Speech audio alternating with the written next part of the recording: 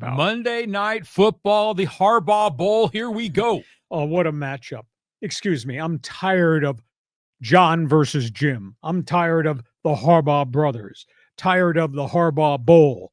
Although I will say this, based on the fact Jack Harbaugh was a really good college coach, an NFL assistant, what John's done in Baltimore, what Jim did in San Francisco, and is now in reinventing with the Chargers, I think it's safe to say the Harbaughs are really, really the first family of football in the NFL right now, not Team Spanos.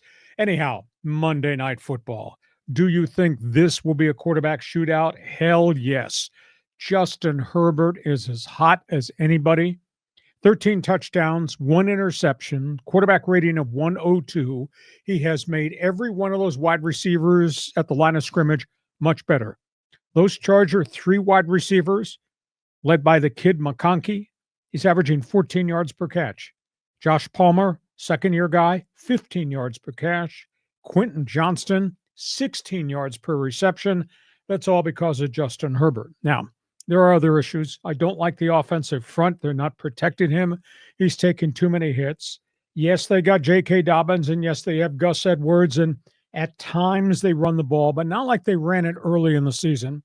And the defensive side of the football, 34 sacks, allowed only 15 touchdowns in 10 games this season, which is tremendously impressive, and they're holding opposing quarterbacks to 32% conversion on third downs. Now, last week they almost got beat. They got lit up by Joe Burrow, who threw for 346 and almost gave the Bengals a win. So the Charger defense still has a lot to prove tonight because they're looking at an MVP candidate. That is Lamar Jackson. Lamar Jackson, as of kickoff tonight, 3,400 plus all-purpose yards, run and throw. 27 touchdowns, 3 interceptions. And when he's not doing it, Derrick Henry is. The Powerball back. Derrick Henry, 1,185 yards, is averaging 6 yards per carry. They're 3 deep at wide receiver. They got 3 really unique, different tight ends. I think they present enormous problems for the Chargers. With apologies in advance, I don't buy the Chargers' defensive statistics yet because they only played 1 good quarterback this season, and that guy nearly beat them last week in Cincinnati. This guy, the MVP candidate, could beat them. I think it's going to be a great game. Can you say 37-35, last guy touches the ball wins? I think it's, is it 5:30 yet? I'm ready for Monday Night Football. I love big games, and this is a big regular season game. And John Riley says, ever since Tuesday, you've been saying, is it Monday night yet? And now you're saying, is it 5:30 yet? So I want to ask you about the Chargers running backs, Gus Edwards and J.K. Dobbins. Do you think they're going to have a big game against their former team?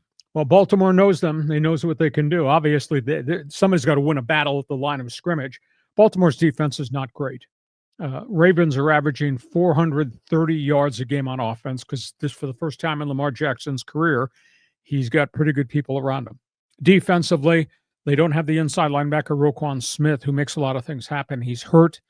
They're really young defensively. Historically, John Harbaugh and the Ravens got rid of players a year early rather than keep them.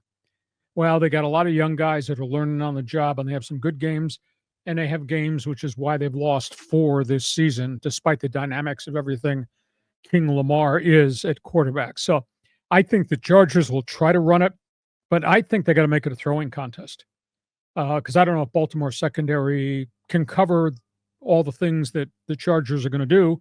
And I think the Chargers have to make it a throwing contest because I got to believe Lamar's going down the field all these possessions. If they get 11 possessions in Baltimore, I swear to you, John, I bet they'll score on at least 8 of the 11 possessions. They're that good and that dynamic. So I think the punters are going to have an off day tonight, maybe. I just love watching these two quarterbacks because they're both such athletic specimens, both of these guys. And it's like you could see the silhouette of each of them and just marvel at their athletic capabilities. So I don't know. I'm a big fan of Derrick Henry. I loved him in Tennessee. The way that dude rumbles down the field. I mean, the guy is huge. And it just beats on you. You know, you might hold him 2 yards, 3 yards, 1 yard. But are you going to be able to hold him on the 15th carry or the 22nd carry? Exactly. He just wears you out and he just punishes you. And if he gets that next step to the second level, you can't bring him down. Now you're asking your 5'11" cornerbacks to make tackles on a thug that's 250 pounds. Yeah, that's a tough assignment. Yeah. But this will be good. Like national spotlight, East Coast, West Coast. I mean, this could be a real, a great game for Monday Night Football. Barn burner. Last guy touches the game wins.